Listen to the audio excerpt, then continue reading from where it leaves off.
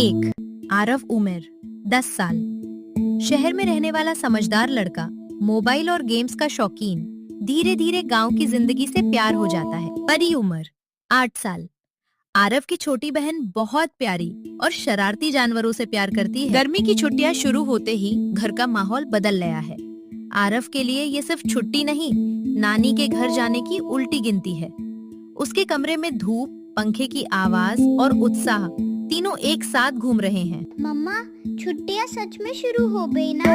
अब कोई होमवर्क नहीं, कोई जल्दी उठना नहीं, और हम आज ही नानी के घर जा रहे हैं ना?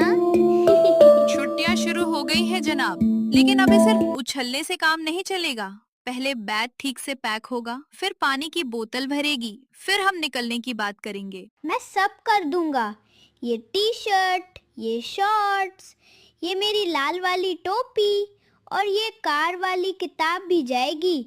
नानी को दिखाऊंगा कि मैंने पूरी पढ़ ली। किताब अच्छी बात है, लेकिन पहले ये बताओ कि तुम कपड़े बैग में रख रहे हो या बिस्तर पर पहाड़ बना रहे हो? मैं तय कर रही हूँ और तुम फिर से सब फैला देते हो। आरवाह, क्योंकि मुझे देखना है क्या क्या जा रहा है।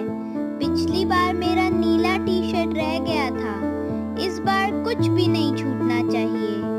नानी के घर फोटो भी तो खिंचवानी है। अच्छा, तो साहब फोटो की तैयारी में है। फिर ये मोजे जोड़े में रखो, तौलिया मोड़ो और अपनी चप्पल दरवाजे के पास रख दो। बार बार मुझे मत बुलाओ। मम्मा, लेकिन हम निकलेंगे कब? 2 बजे?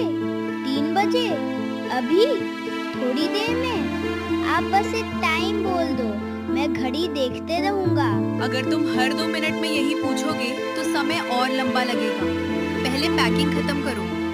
पापा ऑफिस से आते ही हम निकलने की तैयारी करेंगे। पापा आते ही? मतलब सच में आज? पक्का? बीच में कोई काम नहीं आएगा ना?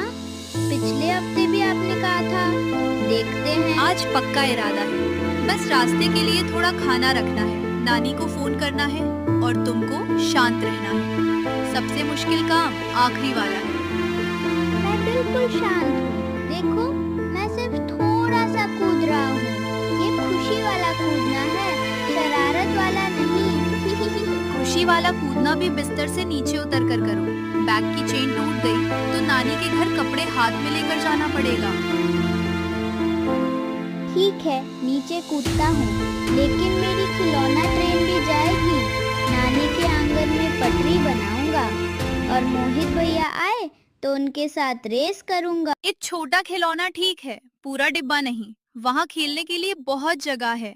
आम का पेड़ है, आंगन है और तुम्हारी नानी का पुराना झूला भी है। सच? झूला अभी भी है? मैं सबसे पहले उसी पर बैठूंगा, फिर नानी से आम का शेक बनवाऊंगा। फिर रात को छत पर सोएंगे क्या? अगर गर्मी बहुत ज्यादा नहीं हुई तो शायद, लेकिन पहले यहाँ का काम पूरा करो। सपने रास्ते में भी देखे जा सकते हैं। माँ अलमारी के पास बैठकर कपड़े तह कर रही हैं। कमरे में सामान कम और बातें ज्यादा चल रही हैं। माँ की तह की हुई ढेरियां बनती जाती हैं और आरव की कल्पनाएं उनसे भी तेज।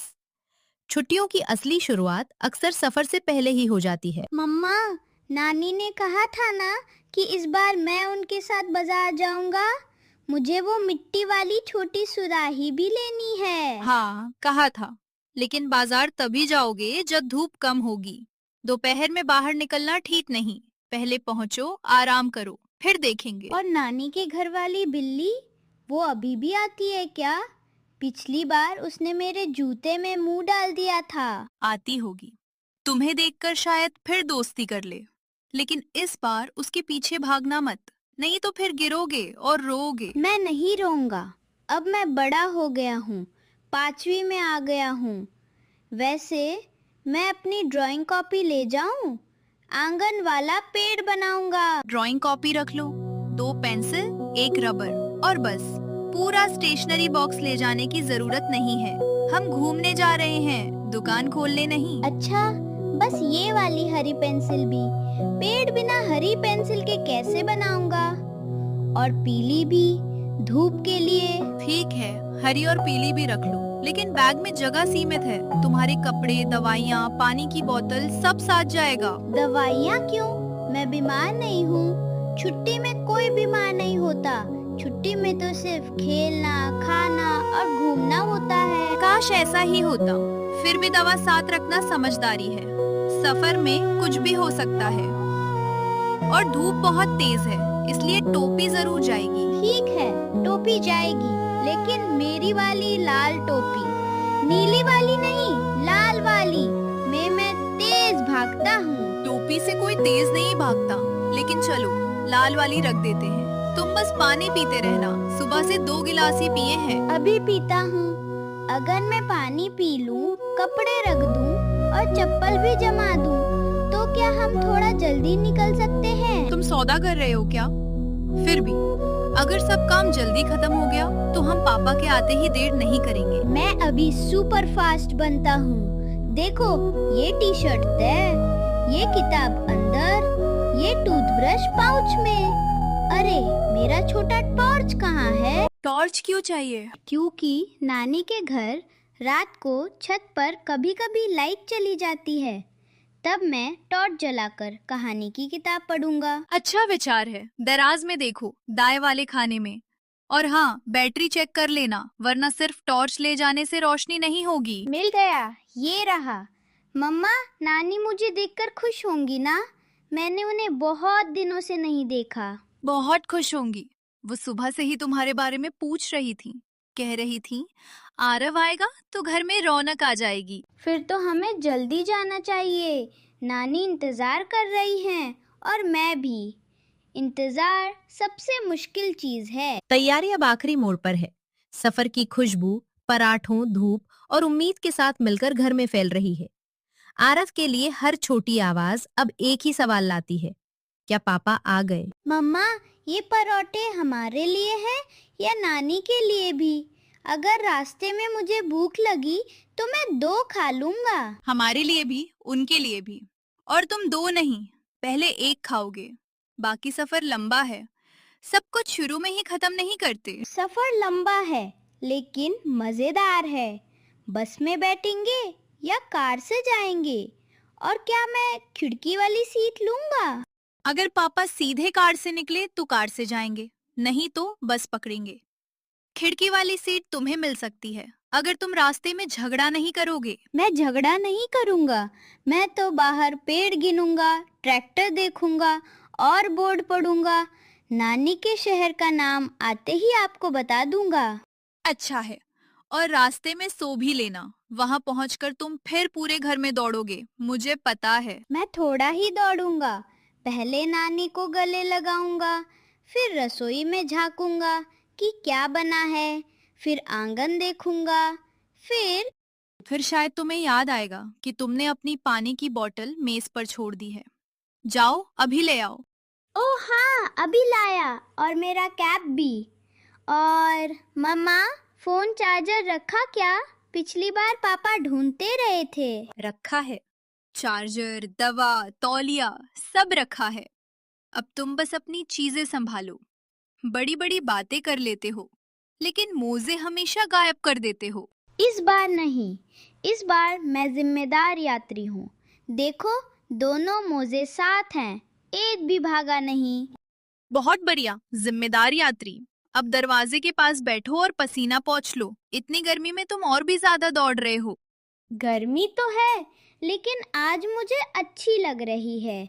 जैसे धूप भी बोल रही हो, चलो छुट्टियां शुरू। वाह, अब तुम कवि भी बन गए। ये बात नानी को जरूर बताना, वो खुश होंगी। मैं उन्हें सब बताऊंगा, स्कूल की बात, छुट्टी की बात, और ये भी कि मैंने खुद बैग पैक किया। थोड़ी मदद आपकी थी, पर ज्यादा मेरा था। अच्छा, ज्यादा तुम्हारा था, ठीक है, मैं मान लेती हूँ। लेकिन अगर बैग खुला मिला तो मैं सच बता दूंगी। नहीं खुलेगा, मैंने 2 बार चेन बंद की है। सुनो, बाहर गाड़ी रुकी क्या? मुझे लगा पापा आ गए। शायद पड़ोसी होंगे। तुम हर आवाज पर मत उछलो, अभी आएंगे तो घंटी बजेगी। मैं घंटी बजने से पहले पहचान लूंगा।